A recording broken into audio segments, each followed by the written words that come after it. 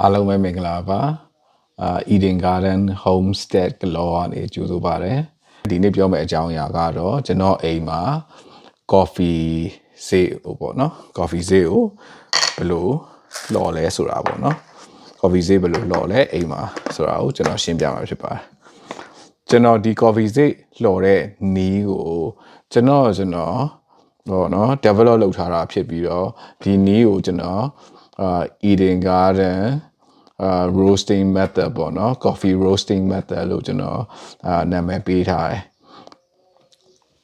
ဒီနေ့ကကျွန်တော်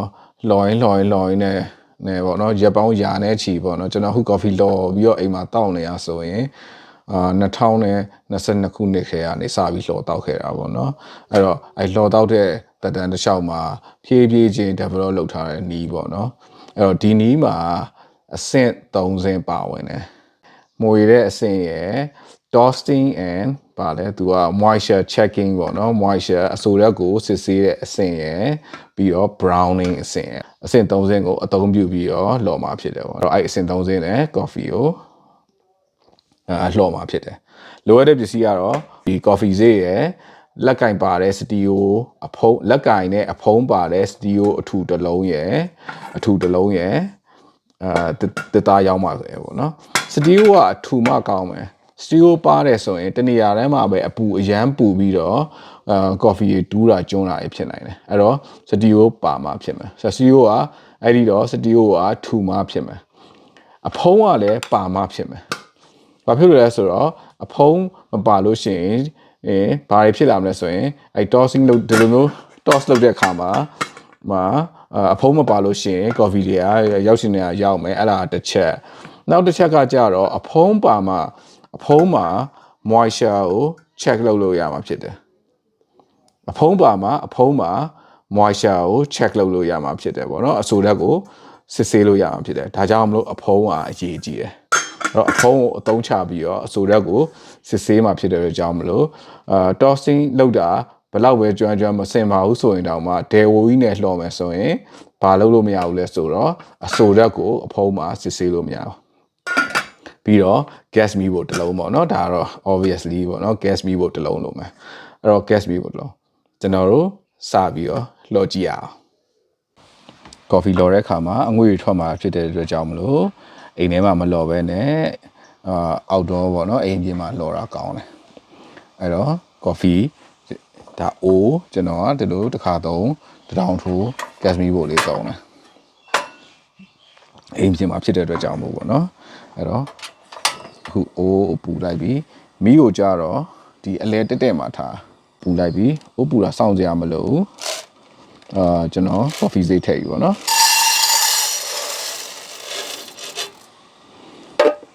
coffee ဈေးကိုဘယ်လောက်ထည့်လဲဆိုရင်ပေါ့နော်လက်တစ်လုံးကြော်လေးလက်တစ်စ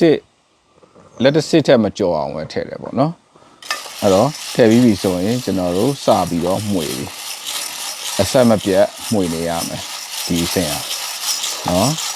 အဆက်မပြတ်မှွေနေရမယ်ဘယ်အချိန်ထိဒီလိုအဆက်မပြတ်မှွေနေမှာလဲဆိုရင်စပြီးတော့အယောင်ပြောင်းလာမယ်ပြောင်းလာပြီးလို့ရှိရင်ဘာဖြစ်မလဲဆိုရင်ဖောက်နဲ့ဖောက်သလိုမျိုးအတန်လေးတွေကြားနေရမယ်အဲ့အချိန်ရောက်တဲ့အထိမှွေမယ်ဒီမှွေတာကမီးပြင်းရင်မြန်မှွေရမယ်မီးမပြင်းဘူးဆိုရင်အနေတော့အခုတော့မှွေလို့ရတယ်เนาะအဲ့တော့မီးကိုအလောတော်ထားမယ်အနေတော့ပေါ့เนาะပျော်လည်းမပျော်ဘူးပြင်းလည်းပြင်းဘူးကျွန်တော်တော့အလဲမှာဒီအားရဲ့အလဲမှာထားတယ်ပြီးတော့ဒါကိုအနေတော်လေးမှွေနေတယ်ဒါလုံးဝရက်လို့မရဘူးဒီကောင်ရက်လိုက်လို့ရှိရင်ဘာဖြစ်မလဲဆိုရင်မီးကျွန်းရများပေါ်လိမ့်မယ်ဒီကောင်မရက်ရင်မီးကျွန်းနည်းနည်းပဲပေါ်လိမ့်မယ်เนาะအဲ့တော့ဒါကိုအဆက်မပြတ်မှွေနေမယ်အခုတတိထားကြည့်နေမယ်ဆိုရင်အရောင်နည်းနည်းပြောင်းလာပြီเนาะအရောင်လေးနည်းနည်းပြောင်းလာပြီနည်းနည်းလေးဝါလာပြီဝါတဲ့ကောင်တွေဝါလာပြီမဝါတဲ့ကောင်တွေမဝါသေးဘူးအရေးမကြီးဘူးဆက်တာမှွေနေမယ်ပေါ့နော်ကိုအဲ့လိုမှွေတဲ့အခါမှာကြည့်နေပေါ့နော်မညီတာတွေတိတ်များနေရဆိုရင်ကိုမှွေတာနဲ့ပြီးပေးတာနဲ့မမျှဘူးဖြစ်နေတယ် မညီတဲ့ဟာက percentage နည်းတယ်ဆိုရင်ဒါကိုမှွေတာနဲ့ဒီပေးတာနဲ့ညနေလို့ပေါ့နော်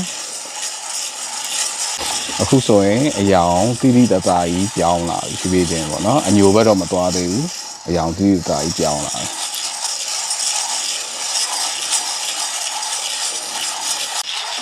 အယောင်ကြည့်မယ်ဆိုရင်အယောင်ကအညိုအားလုံးဒီပါအညိုဘက်တန်းလာပြီပေါ့နော်ဆက်မွေသေးပါအယောင်ညီလို့ညီပါရှိရလို့ပြောလို့ရတယ်နည်းနည်းအညိုလေးရင်းနေရလေးနည်းနည်းပါတယ်ဒါပေမဲ့အရေးမကြီးဘူးနည်းတယ်ပေါ့နော်များသောအားဖြင့်အယောင်ညီနေရပေါ့နော်အဲ့လိုပြောလို့ရတယ်အယောင်ကတော်တော်လေးပြီးရတာအညိုဘက်တန်းလာပြီကာကီအောင်ဖြစ်လာပြီပေါ့နော်များသောအားဖြင့်လည်းအယောင်ညီရလို့ပြောလို့ရတယ်ညိုတာလေးနည်းပါပါတယ်ဒါပေမဲ့သိပြဿနာမရှိဘူးနော်အဓိကဒီကျွန်းရတယ်နဲ့အယောင်အရန်ပေါ့နော်မတူတာအရန်မြတ်ဘယ်လိုခေါ် percentage အရန်ကွာနေမှာပေါ့အဲ့လားပဲအရေးကြီးတာနော်များသောအားဖြင့်အယောင်ညီနေဆိုရင်ရတယ်မွေနေနဲ့အယောင်ပိုချင်းလာပြီးစပြီးတော့ပေါက်အတန်ကြားရတယ်မွေတာခဏလေးရက်လိုက်မယ်ပေါက်အတန်ကိုတေချာကြားရအောင်ပေါ့နော်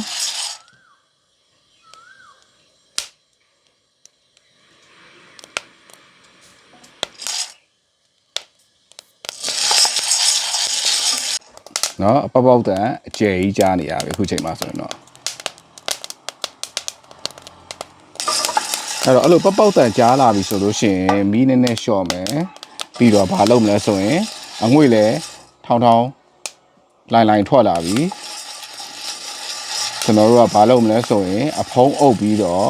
သူ့ကို tossing လုပ်မယ်ပေါ့အခုပေါက်တန်ကြားအဖုံးအုပ်ပြီးတော့ toss လုပ်မယ်ဒါကရက်လို့မရဘူးဒီလိုမျိုးခဏထား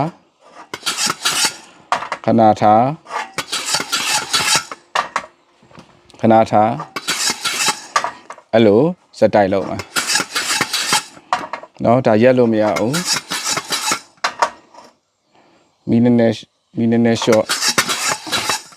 မီကိုဟိုနောက်တော့မှွေနေတော့လောက်ပြီးမပြင်းတော့ဘူးအဲ့ဒီအချိန်မှာဒီမှာကြည့်လိုက်မယ်ဆိုရင်ဒီမှာရေရှိနေတယ်ရေเนาะ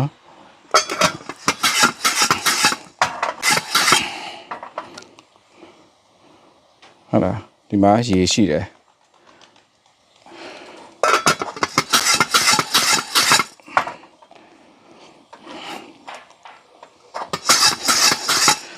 တဖြည်းဖြည်းနဲ့ဘာဖြစ်လာမလဲဆိုရင်အဲ့ဒီမှာရေမရှိတော့ဘူး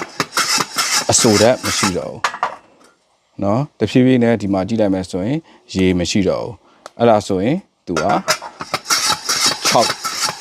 6သွားပြီပေါ့နော်ဟုတ်ပြီလားအဲ့တော့မီးကအခုချိန်မှာမီးကရှော့ထားမယ်နောက်အခုချိန်မှာကြည့်မယ်ဆိုရင်ဒီကောင်တွေကသူကမပြောင်းသေးဘူးပေါ့နော်တဖြည်းဖြည်းနဲ့သူကစီပြန်တယ်လို့လေပြန်ပြောင်းလေးဖြစ်လာလိမ့်မယ်ဖွင့်ကြည့်မယ်ဒီမှာသူကရေရှိနေတဲ့အခါကျရင်သူကဒီမှာရေလေးတီးနေရတော့ရေ moisture လေးလို့အဆိုလက်လေးရှိနေအောင်မြင်ရလိမ့်မယ်နော်ဒီချိန်ထဲမှာပဲဒီစီပြန်တာကိုမိမိကကြည့်မယ်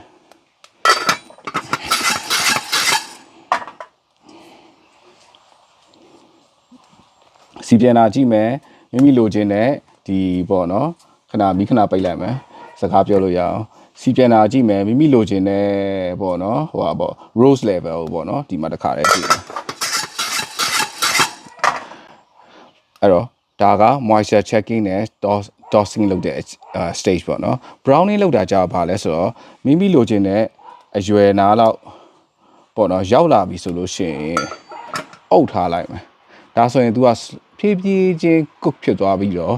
အယောင်ဖြည်းဖြည်းချင်း dark ဖြစ်လာလိမ့်မယ်ဒီမီးမလို့တော့မီးပိတ်ထားပြီးတော့သူ့အရှိန်နဲ့ပေါ့နော်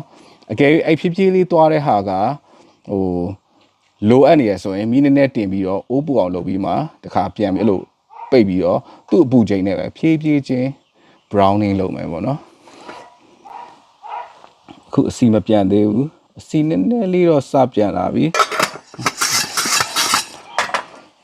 နည်းနည်းလေးတော့စပြန်လာပြီအဲ့တော့ဒီအဆင့်ကနည်းနည်းစိတ်ရှည်ရတယ်ဘာကြောင့်လဲဆိုတော့ तू ကဟိုမီးကိုမီးနဲ့ဓာတ်ရိုက်ကြီးလောက်တာမဟုတ်ဘူးမီးလိုတယ်ဆိုလဲ तू ကခဏဖွင့်ပြီးတော့အိုးပူအောင်လုပ်ပြီးတော့အိုးပူသွားပြီဆိုရင်မီးပိတ်လိုက်ပြီးတော့ तू ကအဲ့အိုးအရှိန်နဲ့ဆက်ပြီးတော့ darkening ဖြစ်အောင်လုပ်တာပေါ့နော်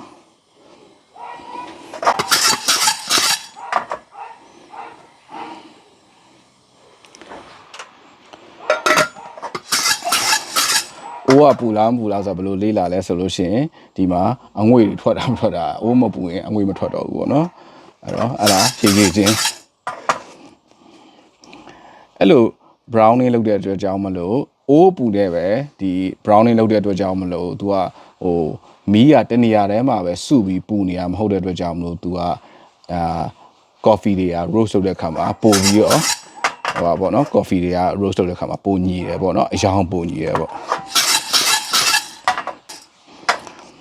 နောက်ဒီလိုလုပ်တဲ့အဆင့်ကိုနာလုပ်မယ်ဆိုရင်ဒီမှာရှိတဲ့ဒီဟိုအမေးပါလေးတွေပါအကုန်ကျွတ်သွားတယ်ပေါ့နော်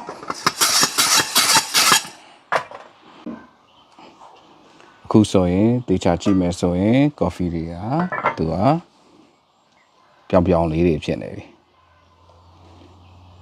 နော်ပြောင်လေးတွေဖြစ်နေပြီဒါကကျွန်တော်ကလှော်နေကြမြန်မာနဲ့ပဲအရင်အယောင်တာကိုကိုလိုချင်တဲ့အယောင်တာကိုခံမှန်းပြီးတော့လှော်လိုက်တာပေါ့နော်အကယ်၍မိကလက်မအဲ့လိုမြန်မာနဲ့ပဲလှော်ဖို့အဆင်မပြေဘူးဆိုရင်ဆိုလို့ရှိရင်ဟိုလုပ်မယ်အရင်တော့ကလှော်ထားတဲ့အယောင်ကိုပြန်ပြီး sample ယူထားပြီးတော့အဲ့ဒါနဲ့ပြန်တိုက်ကြည့်မယ်ပေါ့နော်အခုဆိုရင်ကျွန်တော်တို့ပြောင်းနေပြီကိုလိုချင်တဲ့အယောင်လည်းရပြီဆိုရင်ဟိုဘန်းနဲ့ထည့်လိုက်တော့မယ်ပေါ့နော်အေးခံဖို့အတွက်ဒီမှာတော့ဒီလိုပဲစကားလေးကိုချလိုက်တယ်ပေါ့နော်အဲဒီဟာကိုဒီအခွန်လေးတွေပါလေးတွေကိုဟိုပြာချလိုက်မယ်ဆိုရင်သူက coffee ဈေးအတန်ရပြီပေါ့ဒါကတော့ကျွန်တော်ဒီလိုပဲပေါ့နော်မြန်မာနဲ့လှော်တာပေါ့နော်ပြီးခဲ့တဲ့အခေါက်က coffee ကို sample မယူရတဲ့ပေါ့နော်ဒါပေမဲ့လှော်တာကြာလာတဲ့ခါကျတော့ဒါကအရင်တစ်ခေါက်ကလှော်ထားတဲ့ဟာဒါအခုတစ်ခေါက်လှော်ထားတဲ့ဟာပေါ့နော်စင်တူယိုမှရှိတယ်နော်ဒီ coffee ဈေးတွေကိုအေးခံပြီးတော့အေးလို့ရှိရင်ပုံနဲ့ထည့်လိုက်လို့ရပြီပေါ့နော်အခုကျွန်တော်ရှင်းပြခဲ့တာတော့ကျွန်တော်ရဲ့ roasting technique ပေါ့နော် Eden Garden roasting method ပေါ့roasting method ပေါ့နော်3 stage roasting method ကိုတင်ပြလုပ်ပြီးပါပြီပေါ့နော်roasting လုပ်ကြည့်ပါအိမ်မှာ roasting လုပ်ကြည့်ပါမကြောက်ပါနဲ့နာမှွေပါနာ tossing လုပ်ပါတစ်ချိန်တည်းမှာ check လုပ်ပါเนาะအဲ့တော့ roasting လုပ်အိမ်မှာလှော်ကြည့်ပါ coffee ဈေးကို coffee ဈေးဆိုတာက coffee လှော်တယ်ဆိုတာကဟိုးလုံငယ်တဲ့နှစ်ပေါင်းဟိုဒီ coffee ဟို fancy coffee ဇက်တွေမပေါ်ခင်ပေါ့နော်ဟိုးလုံငယ်တဲ့နှစ်ပေါင်းရာနဲ့ထောင်နဲ့ချီပြီးကလေးကလူတွေက coffee တောက်လာကြ coffee ကိုလှော်ပြီးတောက်လာကြဖြစ်တဲ့အတွက်ကြောင့်မလို့ तू ကဟိုအရင် complicated ဖြစ်တဲ့ကိစ္စမဟုတ်ဘူးပေါ့နော်ကိုလိုချင်တဲ့ဟာကိုကိုယ့်အကိုအသာလေး fine tune လုပ်ပြီးရောပေါ့နော်လှော်ကြည့်လို့ရတယ်ဟိုသူ rocket science လည်းမဟုတ်ဘူးပေါ့နော်အဲ့တော့နာမှွေပါမီးနဲ့ကြိုက်ပြီးတော့နာမှွေပါအခုတော့အနံ့ထွက်နေပြီမွေတော့မွေနည်းနည်းတိတ်အနံ့အဲ့လောက်တော့မထွက်သေးဘူး तू ကတရက်နှစ်ရက်လောက်နေပါဖြည်းဖြည်းချင်းအနံ့ထွက်လာအခုကထွက်တယ်အဲ့လောက်ကြီးမထွက်သေးဘူးပေါ့နော်ဒီကောင်ဆိုရင်တော့မွေနေပြီပေါ့ဒါကနှစ်ပတ်လောက်ရှိပြီတော့ရှူကြည့်အမွေရပေါ့နော်အဲ့တော့နာမှွေပါဟုတ်လား tossing လောက်ရတော့နည်းနည်းပင်ပန်းတယ်ဒါပေမဲ့tossing မလုပ်လို့မရဘူးအဲ့အစင်ကtossing လောက်ပါလှုပ်ရင်းနဲ့တခါတည်း moisture ကို check လုပ်ပါ moisture စစချင်းဆိုတခါလေရေတောင်စီးကြတယ်ဒီပုံးလေးကိုပြန်ကြတယ်ပေါ့နော်အဲဒါကြောင့်မလို့အသေးချာကြည့်ပါနာပြီးရင် moisture check လုပ်ပါရပြီဆိုလို့ရှိရင်အနေထားကဟိုရလူနီးပါဖြစ်လာပြီဆိုရင်ကိုလိုချင်တဲ့ shake ကပေါ့နော်ဟို gray scale တစ်ခုနှစ်ခုလောက်ပေါ့နော် gray scale တစ်ခုနှစ်ခုလောက်ကိုလိုချင်တာကဒီ gray scale ကဒီလောက်ရှိနေပြီဆိုရင်သူ့ရဲ့ဟိုပေါ့ lighter 2 tone lighter scale လောက်မှာကြာရင်မီးပိတ်လိုက်ပြီးတော့ဒီအိုးအပူနဲ့ပေါ့နော်အိုးအပူနဲ့သူ့ကို browning လုပ်ပါတော့အဲ့ဒါကြာရင်သူက ဒီအိုးပူကြတော့အိုးတစ်ခုလုံးကပူနေတဲ့အိုးနဲ့ browning လောက်တာဖြစ်တဲ့အတွက်ကြောင့်မလို့သူကဟိုပါပေါ့နော်ပိုညီတယ်ဒီလိုအောက်ကနေပဲထိုးထားရင်မီးနဲ့ browning လောက်တဲ့ခါကျတော့သူကအောက်ပိုင်းတွေကပိုပူတဲ့အတွက်ကြောင့်မလို့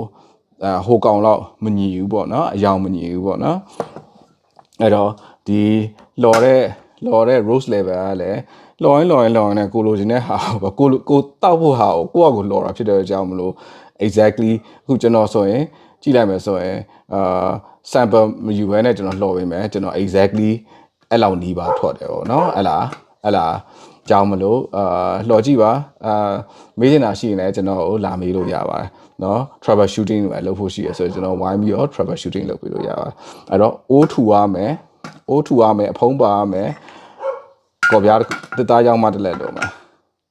ဒါဆိုရင်မိမိကြိုက်နေတဲ့ coffee ကိုမိမိအိမ်မှာကျွန်တော်ရဲ့3 stage Eden Garden roasting method ကိုအသုံးပြုပြီးတော့ကောင်းကောင်းလှော်တောက်လို့ရပြီပေါ့နော်အားလုံးပဲကျေးဇူးတင်ပါတယ်မေးနေတာရှိရင်မေးပါအားမနာပါနဲ့ကျွန်တော်ဖြေနိုင်တဲ့ဟာတွေပြန်ဖြေပေးပါမယ်ပေါ့နော်အားလုံးပဲကျေးဇူးတင်ပါတယ်